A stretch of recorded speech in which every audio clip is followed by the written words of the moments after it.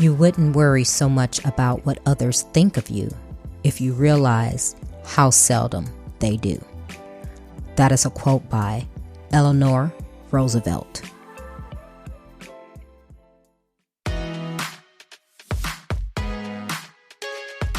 Welcome to Trina Talk. Trina Talk is a weekly podcast that will inspire and empower women of all ages to strive for the impossible. Your host, Trina L. Martin from TrinaMartin.com, is a motivational speaker, leader, and cyber tech expert.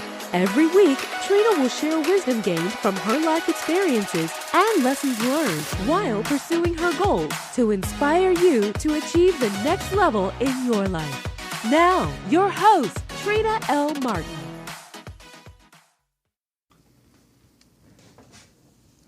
Hello, welcome to Trina Talk. I am your host, Trina L. Martin, and this is episode 84. Just a reminder, don't forget to tune in every Friday at 5 p.m. Central Time for my Facebook Live show called Talk to Trina. It's where I share tips, tools, and trends on technology solutions that you can use to stay connected to your clients while remote. The topic of this week's episode is Embrace You. My guest this week is Joanna Ziemlewski. Joanna is a high-performance coach and portrait photographer who helps ambitious entrepreneurs stop fighting themselves so that they can multiply their business with greater impact and ease. To put it simply, she helps you transform years of struggle and stress into results you want in just 90 days. Sometimes in even one day. She is the founder of SoulScaping, a boutique transformation studio that combines the science of transformational psychology with the art of portrait photography to create lasting, soul-powered breakthroughs. She believes there is nothing wrong with you. You are whole and complete and just need to integrate what you forgot together again. As a result, achieving your goals while designing a life and business that fulfills you is a second nature. Hi, Joanna. Welcome to Trina Talk. Hi, thank you for having me. You are an amazing lady. You are a performance coach, high performance coach, a portrait photographer, and you're the founder of SoulScaping. And I want to know about all of that. But before we start to really dig in, tell the listeners who you are and what brought you to be the person that you are today. Yeah, so I've had quite a journey. I actually originally started out as a chemical engineer. So I went down that logical mindset. And along the way, I realized that I actually wasn't being true to myself and I wanted to start a business. And when I started the business, I went to a seminar. At the seminar, I realized, wow, there's this whole other part of life and this whole other journey called coaching. And this was back in 2002. So it was just before it actually really started to become big. And I realized that, wait a minute, what I really wanted to do was to help people and help them on their journey. And so I started shifting careers and I started looking into getting my coaching certification and working with people. And at the same time, I also had this artist inside of me. And I bought a digital camera and I realized that, let me see about, picking up my photography skills again. And I discovered a photographer that was basically doing the same thing of what I was doing, but with her camera. And I realized the power of portrait photography and how it makes us look into ourselves and really see ourselves in a different perspective, in a different light, and how much that related to coaching. And so what I did was I actually started to combine all of these three different identities and personalities, career paths that I had been on, of working with the mind, of working with the spirit, and of really working with this emotional journey through portrait photography. And that's how I created SoulScaping the way that it is today. So it's been a lot of personal growth and discovering who I am, and also seeing how I can help best support other people who may be on a similar journey. Wow. very interesting. And I particularly like that because I've been on a similar journey myself. I was a computer programmer for 2 decades, just like you, Hmm. that linear analytical thinking. And I realized that I wasn't happy there. And I wanted to make a difference and I wanted to help people. So hence led me into doing this podcast and speaking and um, coaching and consulting and helping other people. So similar as well. And it's funny how that happens, how we spend our life in one profession thinking this is where we are supposed to be. And then once we get immersed in it, we go, yeah, this is not it. Absolutely. Especially when we're forced to choose a career at such a young age when we don't even know who we are yet. And no one ever teaches you how to discover who are you really or how to shift your identity as you grow through life. And so for most of us, life takes us on that path. But for those of us that we tend to look for something more and work on ourselves, on personal development, on self-help, then we'll discover on how to redefine who we are, how to upgrade our identity is what I call it, and really take us down a different path. But yeah, that was one of my biggest frustrations was that at a young age, we're forced to select who we're supposed to be for the next 40, 50 years of our life. And how are we supposed to know that at the age of 17 or 18? Right. And it's like our parents, once they decided what they wanted to do, that was it, that for the rest of their Yes. lives. And it was like, oh no, I'm whatever. And this is what I learned how to do. And until the day I drop dead, this is what I am. But we don't have to do that. And Yes. it's just amazing. But what I love, and I want you to go into detail about soulscaping, but you said how you combine all three of your careers and your experience to actually help women and you see them because when I think of a photographer, and I've had plenty of professional pictures taken, some are better than others. Some you can, when you look at them, you see, wow, it doesn't look exactly like just a picture. And then some are flat. So tell me about that and how you use all of your skills and experiences to do your coaching and what you're doing today. Yeah. So the engineering really helped me to become a problem solver. And I will never regret having gone into it because of that, because it gave me really deep analytical thinking, problem solving skills, and looking at things in a different perspective. So once I learned how to do that, then with the coaching piece, it's learning that people are really no different than a computer program because we've been programmed at a young age. Basically, by the time we're 7 years old, there's a good part of our conditioning and programming that has already happened just through our parents, our siblings, our teachers, any sort of religious figures we may have had in our lives. So much of that is embedded in our early age. And by the time you're 35, about 95% of your programming and your personality is set. So unless you are actively doing something to look at yourself, to raise your consciousness, to redefine who you are going into another stage of your life, as I mentioned before, you're going to allow life to do that for you. So learning how to coach people, how to figure out what are these personality traits that they have that are really theirs and what is not theirs is something that was handed down to them, something that they've been carrying. Most of what we have that we've been programmed to do, it has been brought to us by other people. Their values in life, how they meet those values, how they define those values, and a lot of what we should do, shouldn't do, should be, shouldn't be, how to behave, all of those things were handed down to us. And so learning the problem solving piece and then also the coaching piece, now I know that when someone comes to me and they say, look, I'm really struggling with this, I don't see them as being broken. They're not something that needs to be fixed.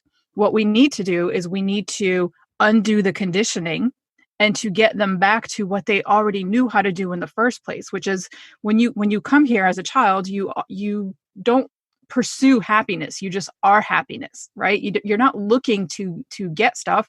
You just are. And so the more I can help my clients get back into that and get back to who they really are, the more they start to naturally show up in their life and the more that they actually undo the so-called problems that are presenting themselves because now they're being true to who they are. Then with the photography piece, it's really about shifting our perspective. And I'm sure you've either experienced this or heard this before of how much, especially women in particular, are afraid of the camera, of stepping in front of that lens. Because number one, they have to be seen. Number two, they're looking at parts of themselves that they necessarily don't like, or they're focusing on what they don't like. And they just don't know how to behave. Like they stand in front of that lens and they freeze. And so doing that one small photo piece with my clients, I'm able to see exactly what's coming up for them without them even saying a word, because I can see it in their body language. And then what I can also do is I can help them shift it by me moving them into various poses and me guiding every single piece. So everything from their expression to where their hand is placed, to how they're standing, to how they're breathing, all of those little minute details. Now I can start to shift their body, which will shift the emotions that they're experiencing and also their level of thinking and their focus. And so that's how I bring the three together. And then the beautiful thing with the portrait session and why I love doing them so much is that when we capture that photo at the end, they can actually see themselves not only in a different light, but now they have it to reference back for the rest of their life. So we can create a beautiful piece of wall art or print product, or even if they just use it as a headshot for their LinkedIn profile. Every time they look at it, they go back to what they were feeling and experiencing in that moment when we took that photo. So that's how I bring all three together and how it can have such a powerful impact, because it's not just working on your mind and your mindset. It's really integrating everything of what's going on within the body as well. Wow, that's amazing. And it's funny because you go way above and beyond what a photographer is known to do.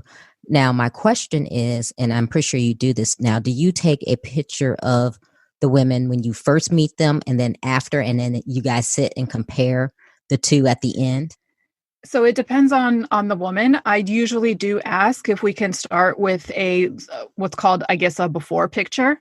So some of them do, and some of them say absolutely not. Like they don't even want to see themselves that way. And I respect that, because it can be difficult for some, and each person has their own journey. So I never try and force that on them. But yeah, when they see that final photo, my goal at the end of every session is not necessarily to create an incredible image. My goal is to have that woman leaving my space feeling like the most important woman in the world. And so far, I can honestly say that I've seen that with every single client. She feels reconnected to herself. She feels like she's unstoppable. She rediscovered her feminine power, whatever way that shows up for her. And again, with the styling and everything else that we do in the photo session, I have a hair and makeup artist on set. We take care of everything for them, but we don't tell them what they're going to look like. They tell us. So I don't try and force feed a certain look on them or a certain way that they're supposed to appear on camera. That's all that, when she tells me what she wants to experience, I design the type of photo shoot that will be right for her. And in the end, ultimately, she's in control of all of it.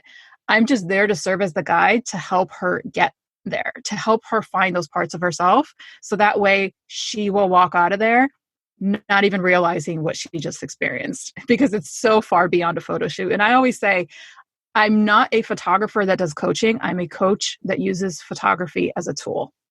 So there's a big distinction in that, because it gives me a different outcome at the end. Wow. So your clients, because I see you cater to the female entrepreneur, do they come to you first and say I'm looking for personal development coaching? And is that how they find you? How would they seek you out? If I were someone in need, how would I know to go to you? So it would either be through some sort of personal development or business coaching, or I have the reverse where they're just coming to me for a photo session. And so they're hiring me just to be a photographer. But as I mentioned, I know that what I'm doing at the end is something that's completely different, that they're going to get a different experience out of it. So many of them are either coaches or business women, business owners. And even when we do, even if they hire me for a personal branding session or a headshot, many of them still also will do regular portraits or will also do the boudoir set. And I always recommend doing boudoir for every woman because that helps her to really start to dive into those deeper level of emotions and a deeper expression of who she is. And again, even with boudoir, there's no set standard or guideline for what that is. So one woman may come in and she may just want to do, boy shorts and a t-shirt or a camisole. Another one would want to wear her husband's button-down shirt. Another one wants to go completely, Victoria's Secret or Fredericks of Hollywood. So each one is different and each one defines who that is for her and how she shows up in that space. And the only thing that my team and I do is we create the environment, the safe space for her to step into and express that, which is what she takes with her when she ends up leaving. And those that come to me for coaching, they're usually coming to me saying, I'm struggling with this in my business and I need help. I'm either not pricing myself high enough, or I'm afraid to ask for money. I feel guilty receiving money. I hear that one a lot. Or I don't know, how to show up as a business owner in my business. And so they're hiring me more for the business side of things. Wow. And you sound like you're very empowering. When the women come to you, they leave feeling empowered. They stand a little taller. They have more confidence walking out. And it's amazing because being a female entrepreneur and been where you are saying that you help your clients leave, sometimes we don't feel worthy. And sometimes we think, well, who am I? Or, XYZ is doing it better and no one to look at me or no one to think about me. And it's just amazing that we as women, because I wonder if men do that. And I kind of think men know, regardless, they go, you know what, I can do this. And maybe they can't, but they're telling themselves, I can do this. Whereas women, not so much. Is that what you're finding? So I was of that belief in the beginning as well. And when I started talking to men about my photo sessions, I had almost every single one of them say to me, why don't you do that for men? And I was like, And then I started noticing a pattern and I realized they have the same things coming up that women do, but they just handle it differently. So they don't necessarily seek out that solution directly, whereas women will. Women will seek out that more emotional solution, whereas men are looking for more of that logical solution. Like, no, it's my business. I want to work on my business.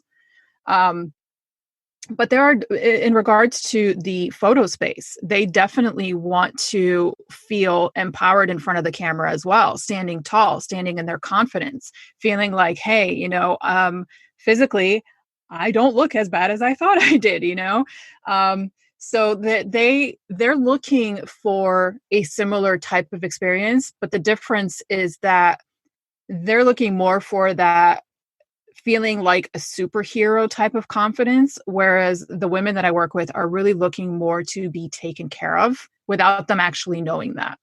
So I've had a number of sessions where the client, they had no idea what just happened. One in particular, I went to move her hair out of her face in between a couple of taking, and she just started crying. And she said to me, she's like, I don't even know why I'm crying right now. I said, that's okay, I do. And the reason for that is because no one's ever taken care of her in that way. She was never the person of all of the attention and having people step up and take care of her. And when it finally happened, it broke down because it came down to a deeper emotional level that she hadn't even acknowledged yet. And so just that one slight little movement brought up all of those emotions and let them out. And I just allowed her to express it. There's, I like whatever way the session goes is the way I allow it to go. It never goes a wrong way. So as I mentioned, every person has their own journey. They all have their own experience. And so I just allow it to happen. And, with men, it's the same thing. They just they look for different solutions and they look to solve them in a different way. But deep down, they're struggling with the same things. Wow, that's very interesting. I was not expecting you to respond the way you did about the men, but it makes sense. That's very interesting.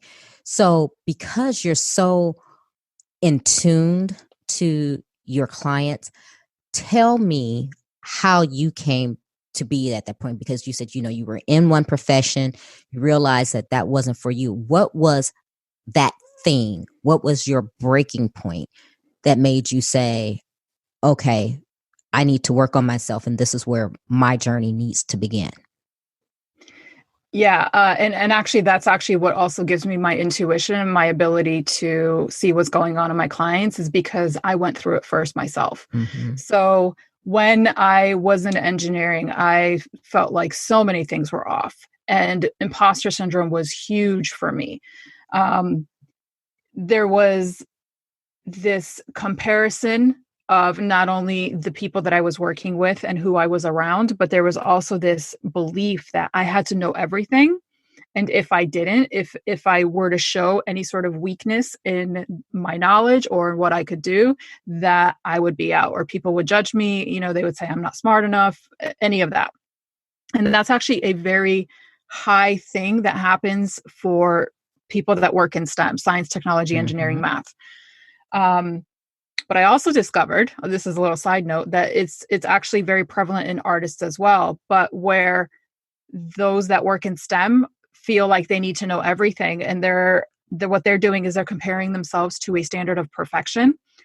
Artists, unfortunately, is what their work is so subjective that there are no set rules. There's nothing for them to compare themselves against except for what they think that they need to be, or what their work needs to show up as. So it's kind of like the opposite end of the spectrum, because there's no standard definition of what's right and wrong. It's all art, and that's the beauty of it. So going back to when I was experiencing imposter syndrome, and like I said, I decided that I wanted to have a backup plan. And so I was going to start a business, and I ended up at a seminar. It was a Tony Robbins seminar, and I was there for the weekend, and I thought I was there to work on my business. And what I ended up releasing was a whole slew, talk about baggage of trauma that I had been through the 4 years prior. And I never even realized how much that was affecting my work. So I thought that, yeah, that's just, the emotional aspect of it, the experiences and the things that happened years before, like I could compartmentalize that. That was that, as I mentioned, the baggage, and that sat separately. It was not affecting, what was going on in my work life and how I was showing up there.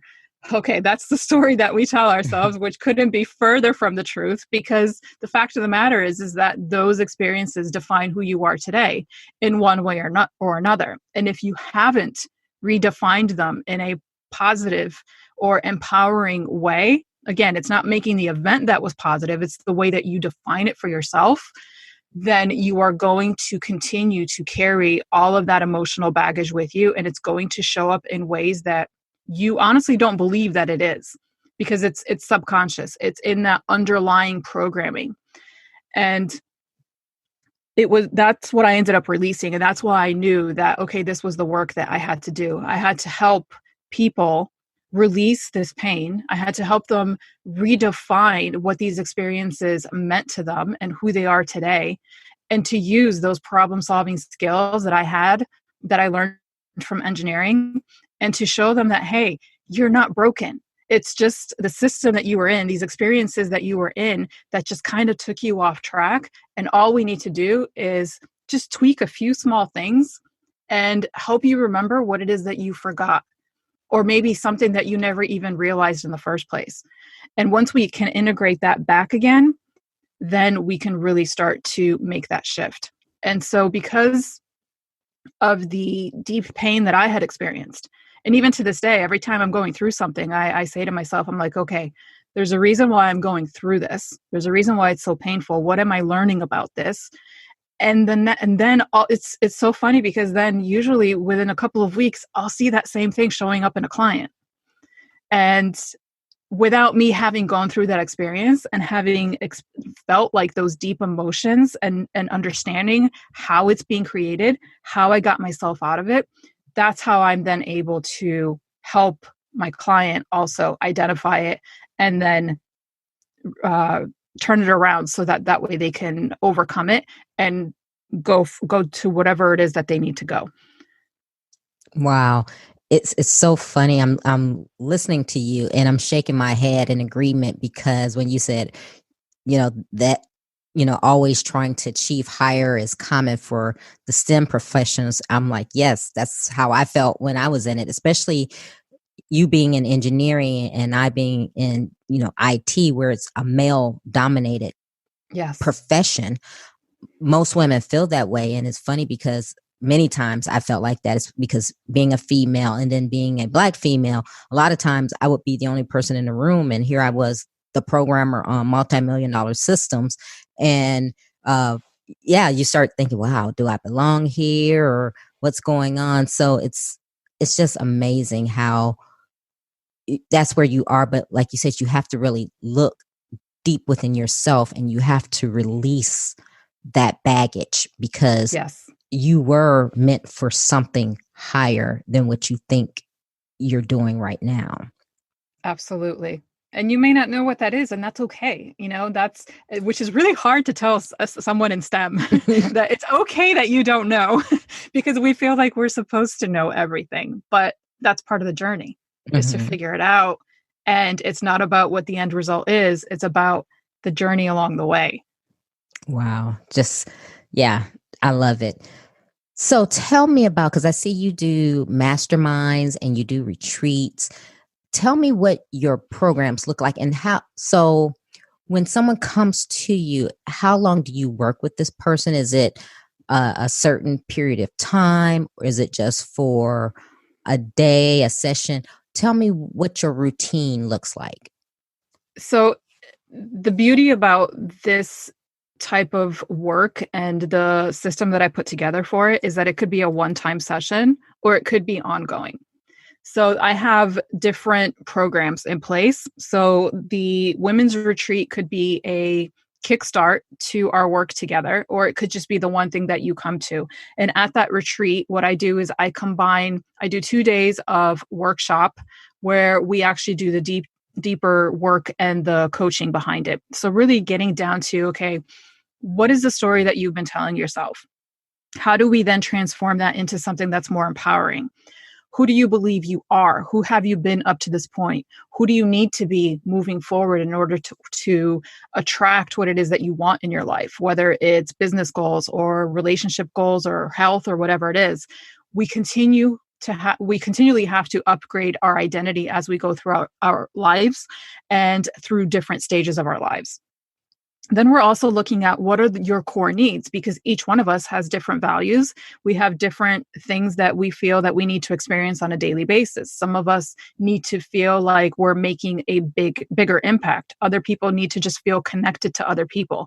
Other people just need a huge sense of certainty and safety in their lives. And some others need the opposite of that. They want more adventure. They want more variety. So each one of us has different core needs, and it's funny because if you look at with what's happening now with the pandemic, this is what we're starting to see. So with all the uncertainty, what it's doing is it's triggering those deeper either needs or emotions or traumas, unhealed traumas that people have, and we're starting to see this.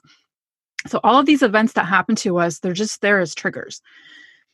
So we're things that we're looking at in the workshop. And then I spend an entire day just on the photo shoot. And this is where we start to integrate what's going on with the body, the mind, the spirit, and then take it to the next level. And I also do the final day, I reveal the final photos. So that way they can see exactly, oh, wait a minute, I couldn't even believe that was a part of me.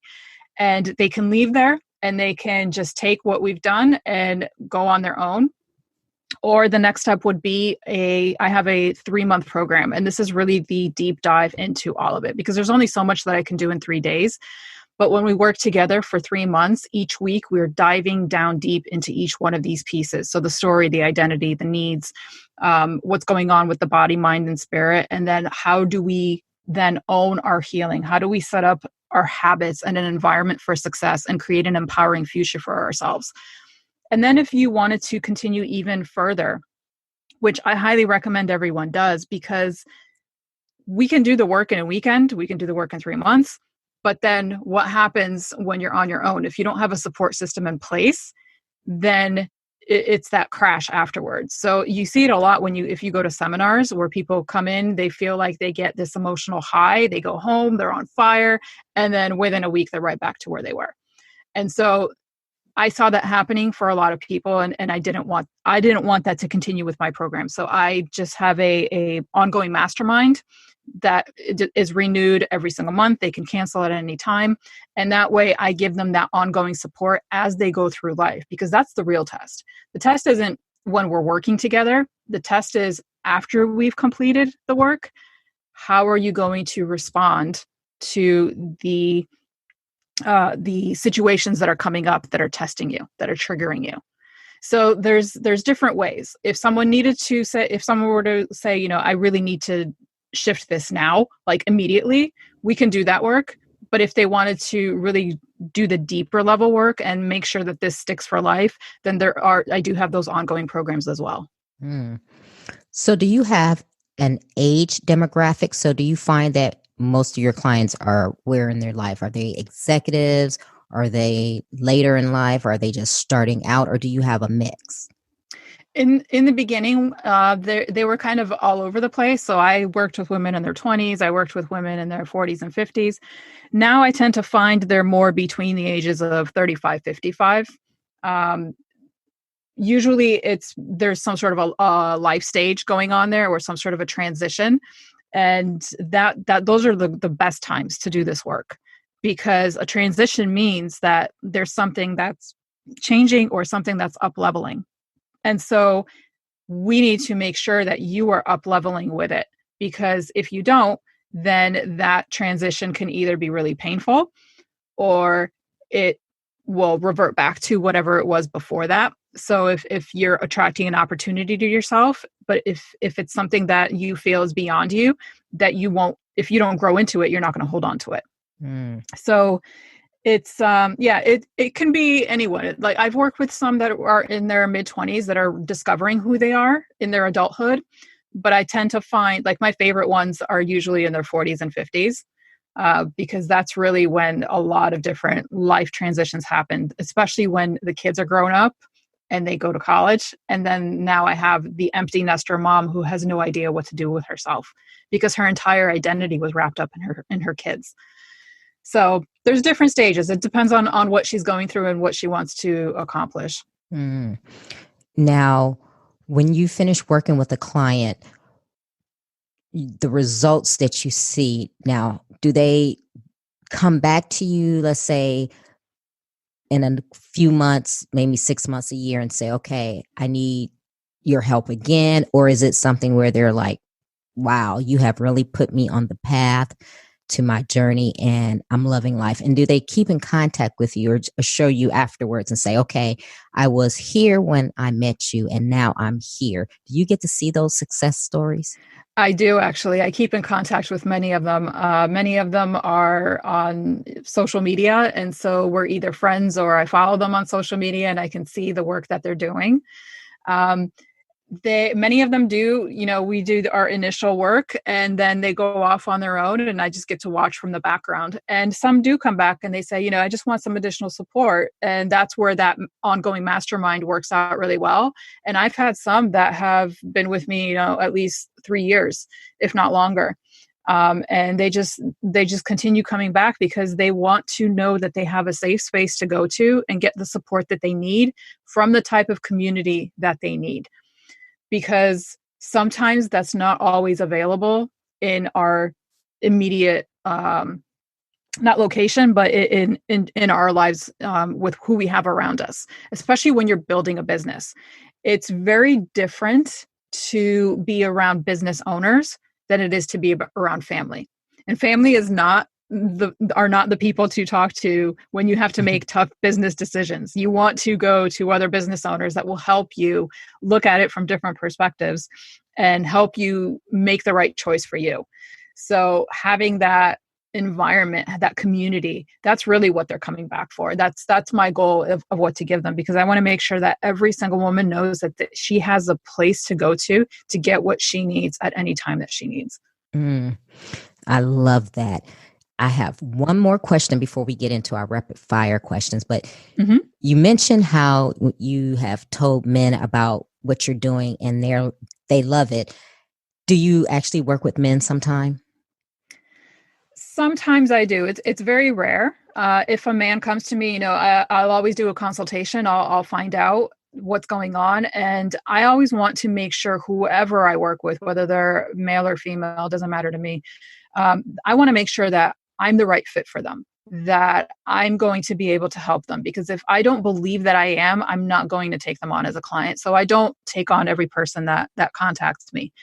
There needs to be a right fit, and there needs to be an agreement that, yes, I'm ready to make this change, because this work is hard. It's not easy. You have to look down into the deep depths of who you are and be honest with yourself. And sometimes, actually many times, it's not pretty. And you have to face things that you've usually been avoiding for decades of your life. Or, there's just something there that you don't want to deal with. And so you need to be ready to do that. And not everyone is. They say they are, but they're not. So I do that initial consultation with whomever's contacting me. If I feel there's a fit there, then I will definitely, present an offer to them and say, okay, this is how I believe I can help you. And if I can't, then I always look for, okay, luckily with the network that I've grown over the last 2 decades, I know people whose superpowers are in all sorts of different areas. So if I'm not the right fit, I'll say, you know what, I think you should talk to this person. Let me connect you with them. Or I know of these resources or these books or something else, and I'll guide and direct them to where to go. So that way they at least feel like, even through our conversation, even through the initial consultation, that they're getting something from it that will move them forward. Good. I mean, you're so right, because transformation is confronting, and it's confronting when you're looking at yourself and you're going, yeah. And you're right. You have to be willing to take that leap and look at yourself, the good, the bad, the ugly, and everything in between. And people say, yeah, I do personal development. I'm ready, but not all the time are they ready. So I love what you're doing is amazing. It's just really amazing. And you're based in New York, correct? New York, Connecticut. Yes. Okay. So I was living in New York before, and so I started my business there. But I grew up in Connecticut, so I'm just kind of in the 2 areas. But I also travel. So I do my retreats out in Denver, and as well as New York City. And I do individual one-on-one appointments around the world as well as needed. So that's usually someone that wants more of a VIP type of experience. One thing that I've done before, I call it the dream shoot. And it's a weekend with me. We can do it anywhere in the world. I've done them in Paris. I've done them in Venice.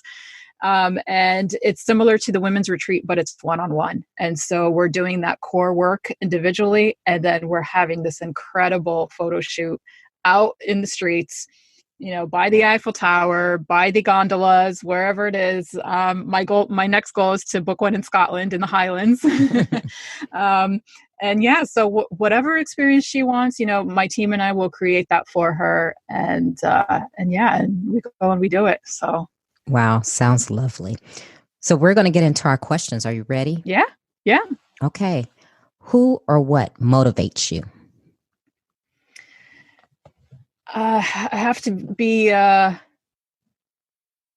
little, what's the word? A typical answer here. And I would say that would be my mentor, Tony Robbins, because anytime I feel like, okay, there's something that I can't handle, I usually will come across a video of his and his certainty, like if you've ever seen him speak on video or in person, the amount of certainty this man has is absolutely ridiculous. It's like not even human. So whenever I feel like I'm like so like lost or am lacking that certainty, I'll just find something of his within a couple of minutes, watch it, and get recentered again. Yeah, I've seen his videos. You're right. Mm-hmm. What demotivates you? I would say the biggest thing is those who don't want to believe in themselves, that don't want to shift their lives. One of the biggest lessons that I've had to learn is that not everyone does want to be happy, and it's not my path or it's not my purpose to try and make them otherwise. So that was a hard lesson for me. Yeah, that's you're right. Not everybody wants to be happy. Yeah. What is your fear? My fear, definitely not living out this work to the extent that I know that it can go. It's because it's made such an impact in my life that I want to spread that to every single person that I meet. And not being able to do that is definitely one of my biggest fears. Is there a time when you wish you had done something that you didn't? Oh, yes. There were definitely those opportunities where that imposter syndrome came up, where I stopped myself from speaking up or from really stepping out fully in my power. Okay.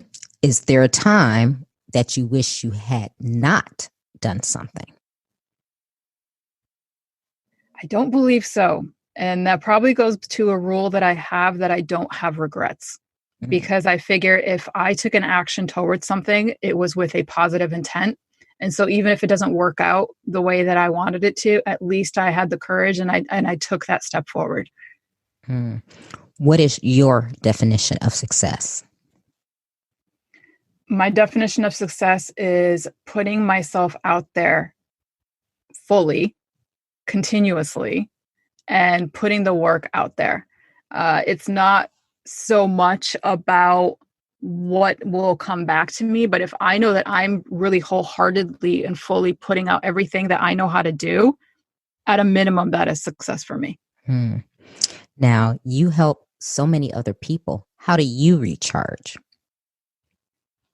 I've been doing meditation lately, which I have not, I could never figure out a meditation form that I liked beforehand. And I finally discovered one this year that I like.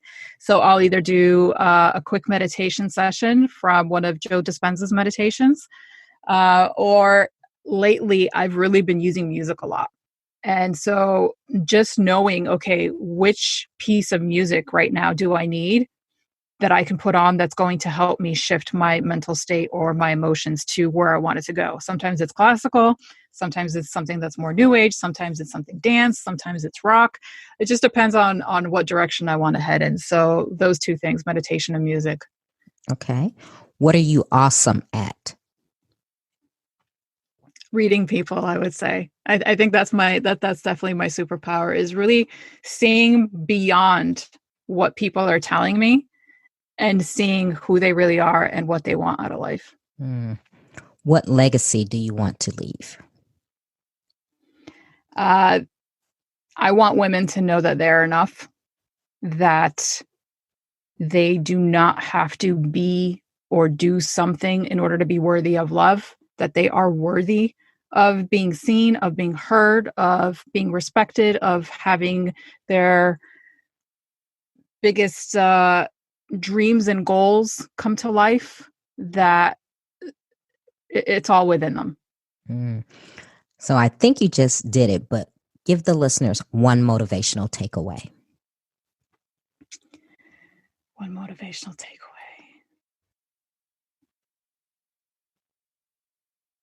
Definitely be honest with yourself. Step into who you really are. Stop replaying the voices in your head that were there from 7 years old, 14 years old, whomever else, because that voice is not your own. you're repeating someone else's voice. And so even if you have to think of quieting down the volume on that voice and then raising the volume on your own personal voice will never put you down. That's someone else's. So be true to who you are, be true to your soul. Deep down, you know what the answers are. And it's just a matter of turning up the volume on them and listening to them. Mm-hmm. So, Joanna, tell the listeners how they can get in touch with you. What are your social media platforms? And if they want to come to you and become a client, tell them what they need to do. Sure. You can follow me on social media under SoulScaping. That's the handle on all of my accounts. I'm on Facebook, Instagram, Pinterest, LinkedIn as well. LinkedIn, you'll probably have to look up my name, but I think if you look up SoulScaping, it'll come up as well. And my website is soulscaping.com. If you wanted to reach out directly to me, my email address is info@soulscaping.com. And also on my website, I do have a free training that you can download to get started.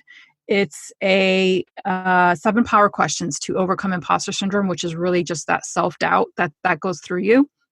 And it doesn't even have to apply to your career. So you can download that. It's a free PDF. And then I also recorded a guided coaching meditation for you. So you can just put it on before a really big meeting or a sales call or something that you have and just listen to it, get into your own personal power, and then go for it and crush it, basically. Wow. So everyone, you heard that. So go ahead, check out Joanna on soulscaping.com. Well, Joanna, I thank you for taking time out of your busy day to be with me on Trina's Talk. It was a pleasure getting to know you. Thank you so much. I love the questions. They definitely made me think. If you like Trina Talk, please don't forget to go out to Apple Podcasts to subscribe. Also, who else in your life do you know that needs some motivation and inspiration in their life? Don't forget to share Trina Talk with them. I hope you have a great week. And remember, if you change your mindset, you can change your life. Keep striving because success is a journey, not a destination. You can listen to Trina Talk anytime and anywhere. It's available on iTunes, Google Play Music, Stitcher, Spotify, and all other places that you can listen to podcasts. If you like the podcast, please don't forget to go to iTunes to subscribe, rate, review, and share. If you have questions for me or need inspiration on how to go to the next level, tweet me directly at Trina L. Martin.